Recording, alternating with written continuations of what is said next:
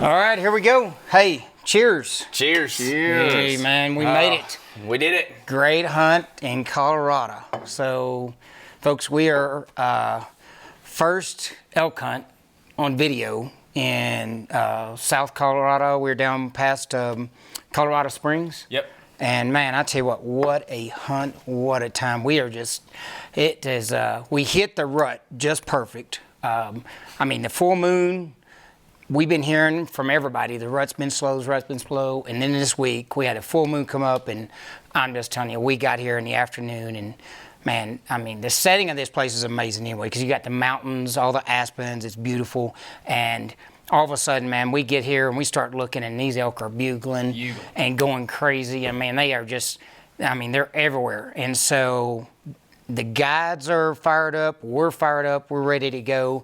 So we take off, and man, next morning, man, the energy is high. We're doing good. So anyway, Matt and Casey are hunting together. Matt's the shooter, Casey's the guide, and then me and Clay and Chris are hunting together. So we kind of ventured off different ways, but we knew where the elk were, and we kind of knew what we were trying to do and what we were after. We had some shooter bulls that we were looking at, and these guys had seen. And so anyway, we rocked along, had some good days looking, and then all of a sudden, Matt, it's your time, man. You go and you tell us all about it. You go up on the mountain, and was it day three, right? It was day three. Day two. Yep. And so we had just got out there, started running gunning right after a solid glassing event. We all thought we saw some good shooters, and when we actually went up our way and you all went up the next ravine there, we actually weren't thinking we would see the bull that you would end up shooting. Yeah, we were looking for him. Billy Bob. We call him Billy Bob. This guy right back here, we got within 50, 60 yards of him, almost out of nowhere, and we couldn't make a shot happen on him, but we pushed him back towards where you were all going, so we thought that was a good thing. And then really over the next hour, we just had close encounter after close encounter. A lot of rag bulls, nothing crazy. How many bulls did you think you saw? Like maybe 15, just 20? In that hour period, probably over 20. Over 20. Probably pushing 25. Wow. It's amazing. It was unreal. And we were probably within 100 yards at almost the whole time. And they seemed like they never quit bugling through 2 or 3 days. They bugled most of the day. Especially those little ones. They were going to town. We had perfect wind, so we could, as they were nudging up, we just kept nudging up that mountain. Right. So we finally had some separation. A lot of those little ones went way up top, and we still had a few of what we thought were the big ones right down below us now, maybe about 100, 200 yards to our right. And Casey, best guy in the plan as far as I'm concerned, he started raking and doing some elk magic noise, and we were able to sneak in within 21 yards of this bull. Oh, wow. Well, just walked up right upon him. I mean, sneaky, right? But we had to sneak up right on him. Angled shot, quarter into a little bit. He bugled right in our face, staring right through us before we shot. He did not know we were there. And we shot a little back. We watched footage for probably about 15, 20 minutes, and then we backed out. We gave him the night, and we found him the next day. Took a little longer than we wanted to. But we got the shot done. But you found him. We did, and it was perseverance, and again, Casey for the win. Yep. We hiked up and down that mountain for 8 hours. 8 hours? 6:30 is when we got out in glass. We started hiking around 8:30, and we found him basically close to dinner time. So, wow. And we were actually just not giving up, but we were just done with that session. We're saying, we need to go eat. And as we were walking up the mountain, did the grid. Yeah, we were doing the grid. He wanted to look in one more spot right before we went back to eat, and that's when we found him. That's awesome. That is incredible. And look at, I mean, just the hunt. And that's this guy right look here. Look at this guy. 386. 386. Unofficial, 386. Unofficial, and it is rock star. A mega giant. Rock star. So Matt is probably the luckiest person we know. The first time he ever hunted with me, he hunted in a tree stand, never shot out of a tree stand, deer hunting, and he kills a 10-point. So the first time Matt has ever archery hunted for elk, whitetail, first time Matt ever archery elk hunted, he kills this bull with his bow.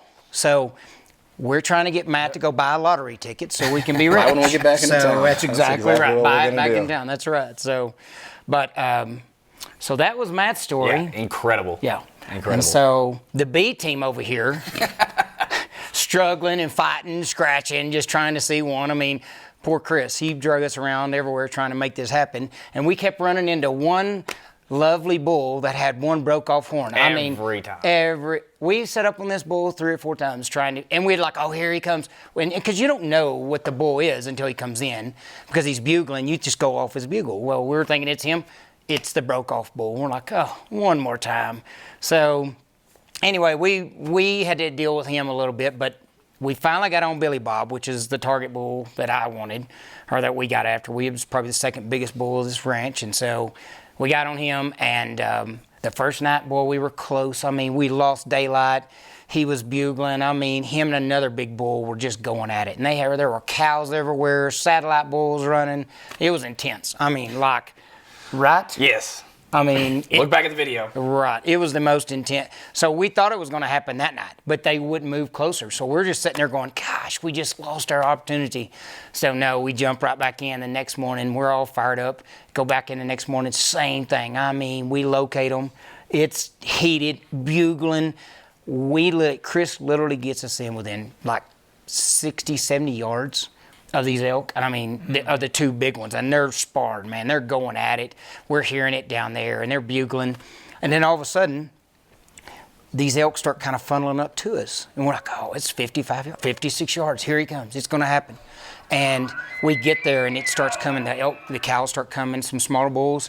And then all of a sudden, out of the blue, man, there was the god-awfulest fight you've ever heard in your life. I mean, 2 bulls, big bulls, just roaring and hitting, fighting. I mean, the horns are crashing, and everything gets quiet.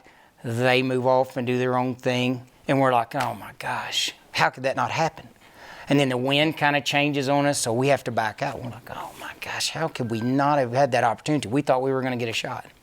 So we were kind of down and out a little bit, right? Mm-hmm. And so we came back, regrouped, went back out. We're out by 4:45. We took an hour nap. We got out there a little late. We always do. How many conversations have we had? And I said, Buck has had a nap, and we're a little late because he's just getting up from his nap. It seems to be the magic tool.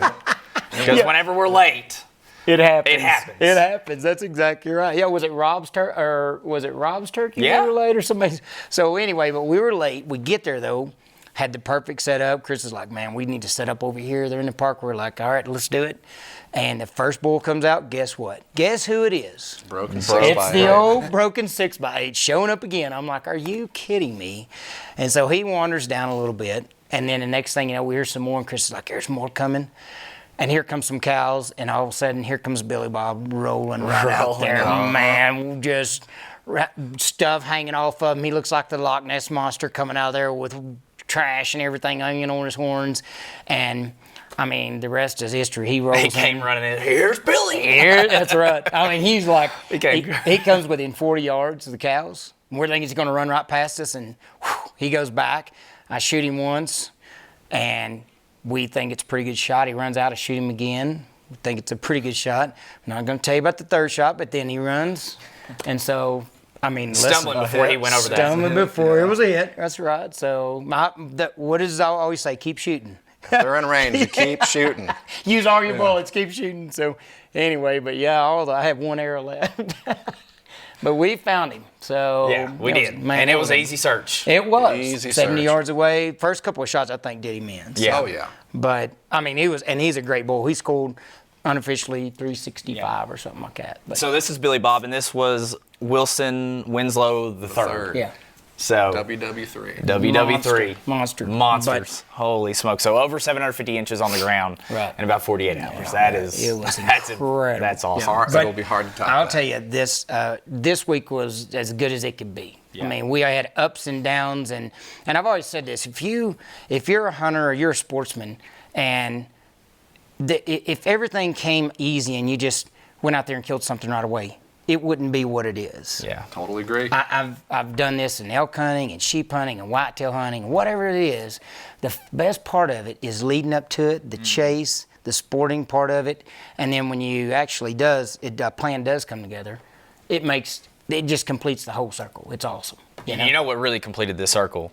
Chris and Casey. That's right. Freedom Outfitters. That's exactly right, man. I agree. Freedom Outfitters. I mean, absolutely. I've known Cody for a long time. I mean, he's And Cody's the guy that. He's the owner of Freedom Outfitters and just super nice guy. And Chris and Casey are best guides. I'm telling you, it's as good as they get. I've done this for 15 years, and I've been on elk hunts for 15 years in outfitters and never seen anything like this.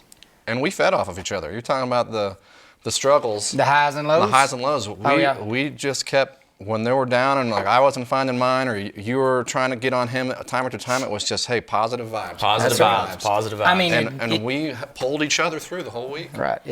Negative stuff gets you nowhere. Positive stuff's going to get you somewhere, and it's hard sometimes. But hey, listen, you do it, and so your elk got us through. You guys, we were pumped up. Oh, I mean, we had that one hope. You find him, and we're pumped up, and then we're trying over here, and we're down and out, and then all of a sudden we're back again. And then last night was incredible. Well, here's another positive thing. Yeah. Cheers. Here we go. Cheers. Here we go. Absolutely. Here's to great elk hunting. Beautiful scenery. The mountains are beautiful here. I mean, this is absolutely a perfect week. Absolutely. So, couldn't agree more. Yep. Absolutely. For sure. Buck, you want to tell us a little bit about this? Oh, before we get started, I know this bottle is nearly full. We apologize. Right. But we probably have 3 or 4 other bottles behind the camera right now that are completely empty. Oh, yeah. But we were going to talk about this one today. Yep. So tell us a little bit about Doc Holliday. And actually, before we get started, this is the neatest bottle. Best bottle I've ever seen. Look at the revolver cap on it. Yeah. That is so cool. Yeah, it is the best. I mean, these people, the marketer of this actually is the best. But I mean, yeah, this is a kind of a tribute to Doc Holliday. If anybody has watched the movie Tombstone and knows who he is, and he's the gunfighter / policeman of the town / dentist. With Wyatt Earp, and my favorite movie by all times. And that's what attracted me to this particular bourbon and whiskey is just because of the bottle, but more than anything because of Doc Holliday. I love the show, love the whole character and him, And so, anyway, this we're doing an 8-year-old bourbon. It's rare, and so. And again, the tribute is to Doc Holliday, but the Howe family is, or the Lovell family is the one that actually distilled this. They have a whole history of, back in the 1960s or whatever of doing this, but they're in the hills of Georgia, and their family is known for this, but they have been around for a long time, and this particular whiskey, is probably the most unique one they have. I would say they have a 7-year and a 10-year, but this one was released in 2022. It's 131 proof, which has got strictly fire. It's a great whiskey, but it's got a little kick to it. It does have a little kick, but there's definitely an ethanol burn on the back end of it, but it's still pretty good for having that much of a proof to it, for sure. So the Ivy Mountain Distillery is the name of the distillery that brought up the bourbon. The Lovell family is the one that did it, and then the company that actually owns it now, I think they got out of it like in 2020 or 2019, but then the company that owns it is called the company Worldwide or World Whiskey Security Company or World Whiskey Society. That's what it is, World Whiskey Society Company or something like that. But anyway, it's great. So they took over the name of it, and so they took over the bourbon and parts of it, and it's been kicked off since 2022, and this one, like I said, is 8 years. So it's a good whiskey, and we just like it because we like the name and the tribute to him, because it's actually my favorite gunslinger. So. Anyway. Good choice. Yeah, absolutely. So here's to 131 proof. Here's to fire. That's Here's exactly fire. right. There we go. So anyway, had a great week. Y'all enjoy the whiskey. Jump in there if you can find some of that, and we'll see you on the next adventure. We'll catch you on the next one. Stay tuned. Stay tuned.